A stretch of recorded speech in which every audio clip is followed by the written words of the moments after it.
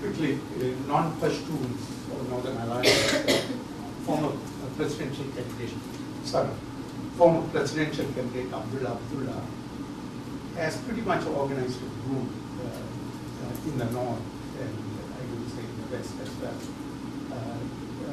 indirectly forming an alliance.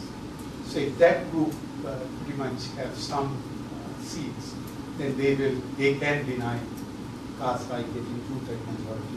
In that sense, they can control at least some whatever the policies were talking to Taliban or whatever, that can be stopped through his alliance. And he can also reach out to other groups in the north, that like Hazaras and others, and form an alliance. I think Abdullah is the only one who said he's forming a group to fight terrorists. But again, it comes back, Bob, to where we were before. What you have here is tens of candidates, or hundreds of candidates in some provinces, really fighting for position here. They pretty much share the same, in the north, they pretty much share the same view, so it's not an issue in itself. They're all suspicious of Karzai. There was no discussion, as we might have thought, on this question of reconciliation. Because, for one thing, they don't know that the parliament's going to have that much of a role anyway in what happens. But again, it comes back to the fact that because of the character of the election, this multi-member district, non-transferable vote, it forces it into being an election among individuals. And it depresses any possibility here that there's going to be alliances across, except those that might form after. So, no, it did not, to the extent that we could detect it, it was not. But again, largely because you have, take a Panjshir, there's not going to be debate over how they feel about Karzai and how they feel about his policies. All the candidates are in agreement. Mike. Yeah, sort of along this, on this one hand and the other hand thing. So we met with an incumbent woman member of parliament from Panjshir.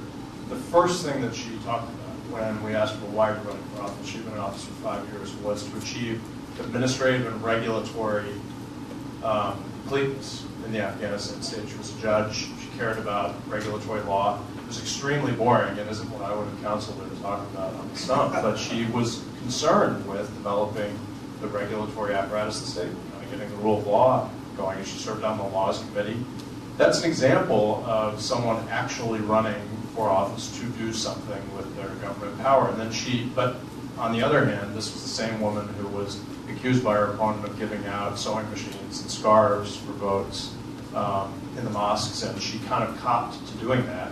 And the electoral complaints of the local complaints commission, when her opponent filed a complaint, they fined the opponent 10,000 Afghanis for making a complaint, which is $500, which was like totally corrupt with the machine. So you always do find this, but I actually would take from that story, that there are players in this parliament who are concerned with some kind of government power. I'm not questioning that individually they could give you a good reason why they're running.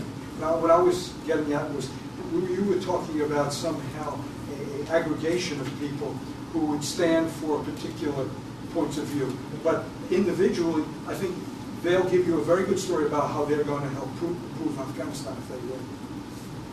Great. Well, I think we're out of time. We'll all be looking forward to the election results at the end of October. Thanks to all the election monitors for joining us, and thank you all for coming out today.